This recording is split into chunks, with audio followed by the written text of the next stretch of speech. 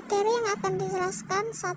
Pengertian pasar oligopoli, 2. Ciri-ciri oligopoli, 3. Jenis pasar oligopoli, 4. Kelebihan dan kekurangan pasar oligopoli, 5. Kurva permintaan pasar oligopoli, 6. Hambatan pasar oligopoli, dan yang ketujuh, strategi pemasaran oligopoli. Perkenalkan, nama saya Raimundo Silitonga dari kelompok 3 dengan NIM 222102043. Di sini saya akan mempresentasikan hasil diskusi kami tentang pasar oligopoli. Yang pertama, saya akan menjelaskan pengertian pasar oligopoli.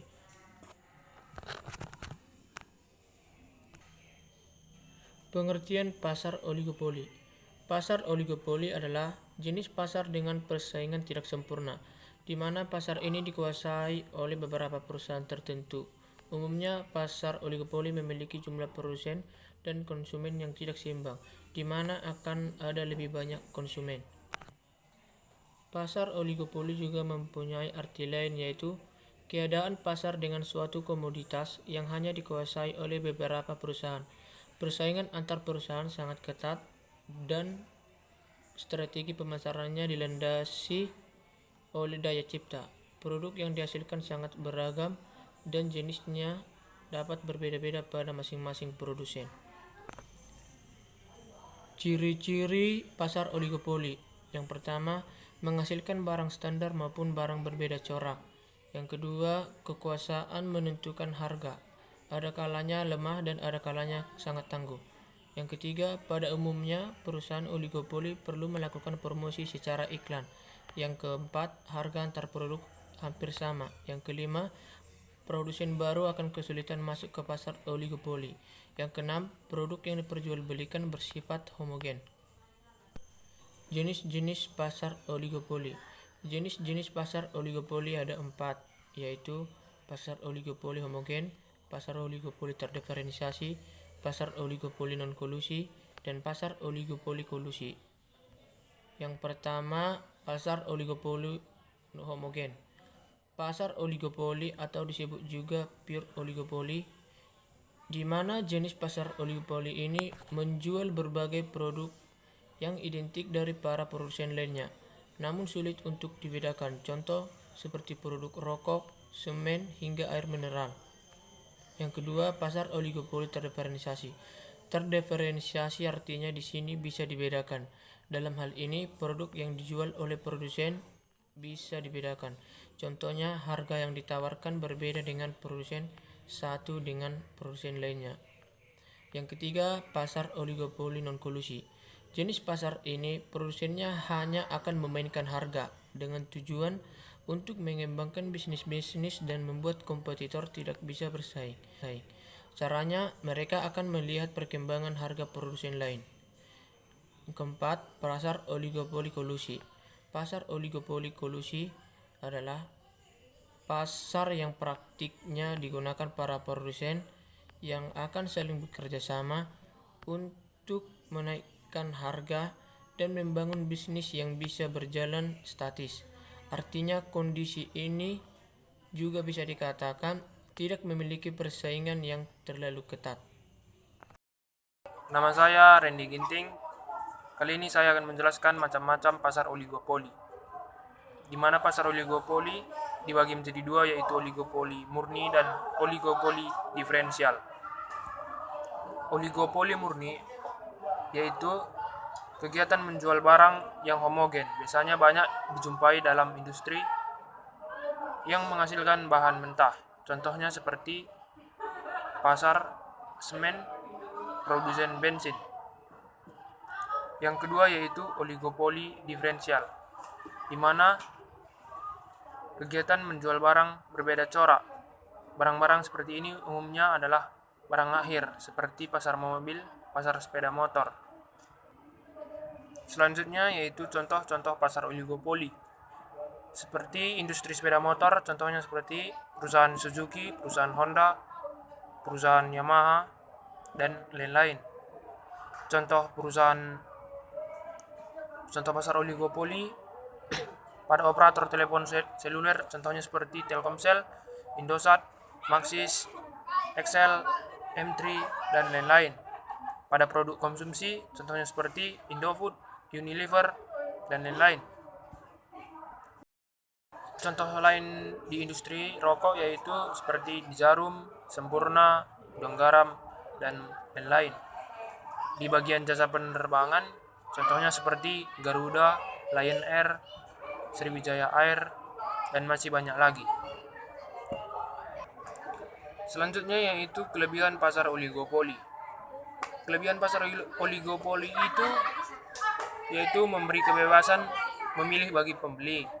Yang kedua yaitu mampu melakukan penelitian dan pengembangan produk.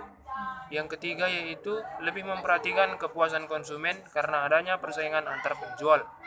Yang keempat yaitu perusahaan sering melakukan inovasi baru dalam pengembangan produknya dikarenakan terjadinya persaingan ketat antar perusahaan. Yang kelima yaitu pengembangan produk diimbangi oleh kemajuan iptek. Kelebihan pasar oligopoli mendorong inovasi dan perkembangan teknologi pada industri. Perusahaan diharapkan keuntungan lebih dan berupaya menekan persaingan. Perusahaan harus melakukan pengembangan teknologi untuk dapat bersaing dengan perusahaan yang ada.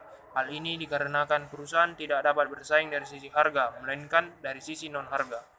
Persaingan ini terbatas pada perusahaan yang jumlahnya sedikit, karena memang tidak mudah masuk dalam pasar oligopoli.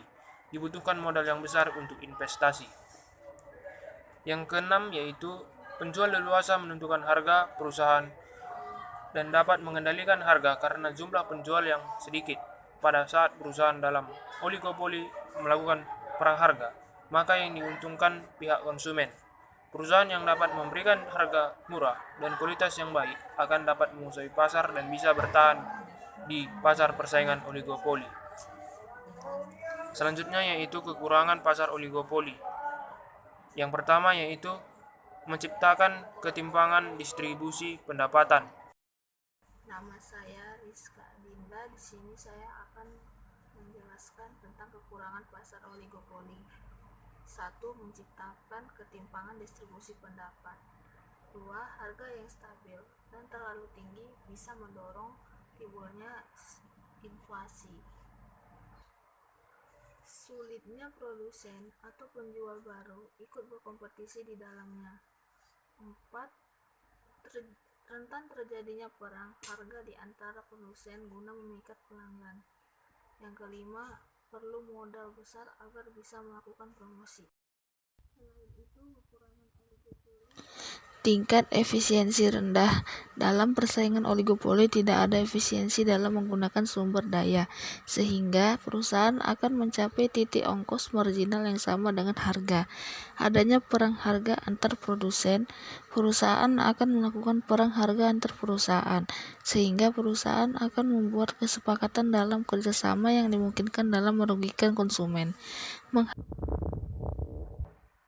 Menghambat perusahaan baru, modal yang dibutuhkan untuk masuk ke dalam pasar oligopoli cukup besar sehingga menghambat perusahaan baru untuk masuk ke dalam persaingan. Perkenalkan, nama saya Riris Manurung dari kelompok 3. Saya ingin menjelaskan tentang kurva permintaan oligopoli. Perusahaan oligopoli mengalami kurva elastis atau landai yang ditunjukkan oleh garis D1. Kemudian terbentuklah P1. Pada tingkat P1 ini, keadaan masih baik-baik saja. Belum terjadi reaksi karena perusahaan masih menerapkan harga tetap, artinya tidak menaikkan atau menurunkan harga. Ketika perusahaan mencoba untuk menurunkan harga, maka keadaan real yang dialami produsen yaitu pada titik AB, garis B dan D1.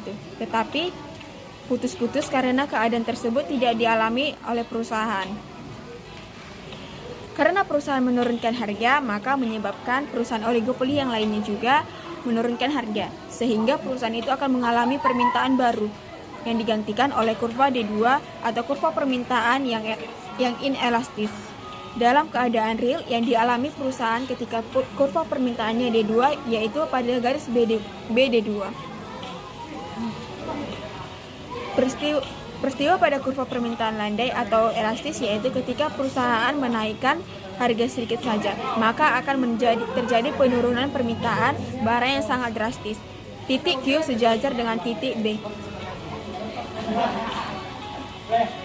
Peristiwa pada kurva permintaan yang curam atau inelastis, yaitu ketika perusahaan menurunkan harga dengan drastis, maka akan terjadi peningkatan permintaan barang yang hanya sedikit. Hal tersebut karena perusahaan lain akan melakukan reaksi dengan menurunkan harga juga. Maka pada dasar oligopoli akan ditentukan ketegaran harga atau price rigidity atau kekakuan harga. Karena pada posisi harga itulah keadaan akan tetap baik-baik saja atau jika dilihat di kurva pada titik BZ. Pada pasar persaingan tidak sempurna, kurva D sama dengan P sama dengan AR, D sama dengan permintaan, P sama dengan harga, AR sama dengan average revenue atau permintaan rata-rata. Maka pada kurva ditunjukkan oleh garis AZ, sedangkan garis JX sudah tidak menggambarkan keadaan yang sesungguhnya suatu perusahaan karena telah melewati kurva jumlah barang yang diminta, yang ditunjukkan dengan garis putus-putus pada titik Q yang ditarik ke atas. Untuk D2 juga mempunyai MR2 yang valid atau menunjukkan keadaan perusahaan yang sebenarnya, yaitu ketika telah melewati garis putus-putus yang sejajar dengan Q.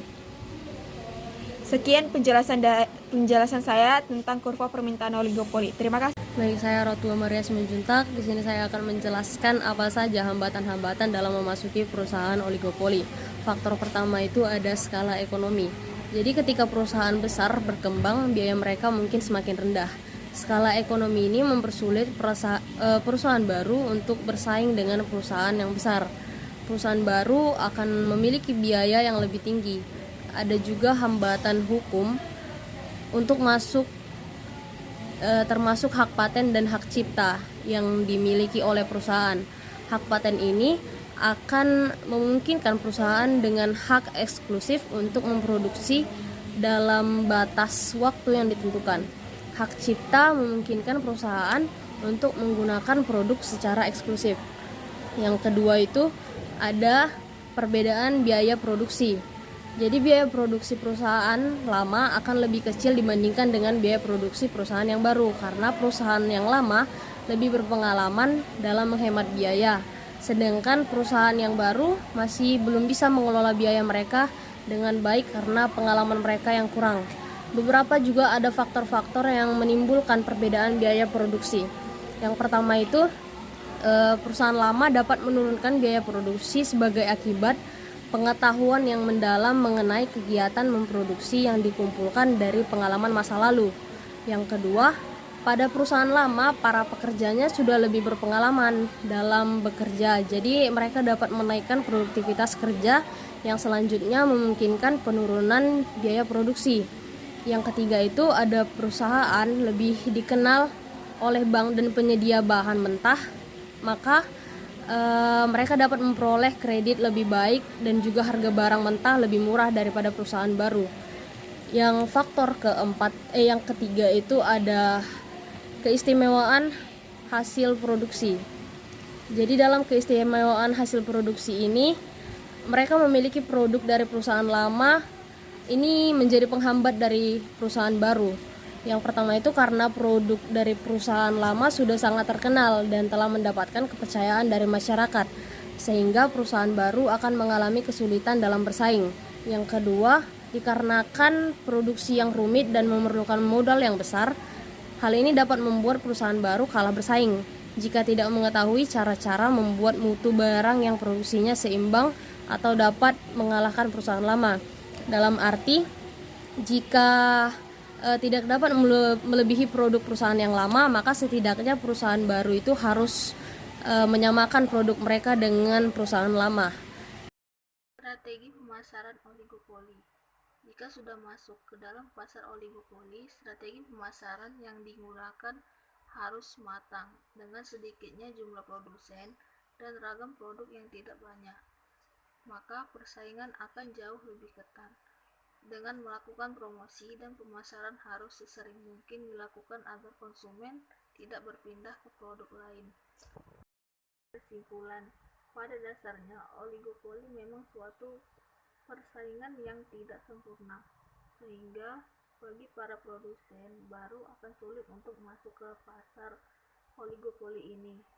Namun di sisi lain, dalam mempertahankan perusahaan yang berada di dalam pasar oligopoli sangat tidak mudah karena dibutuhkan perencanaan pemasaran yang matang. Oleh sebab itu, hanya beberapa produsen aja yang mampu bertahan pada pasar oligopoli ini.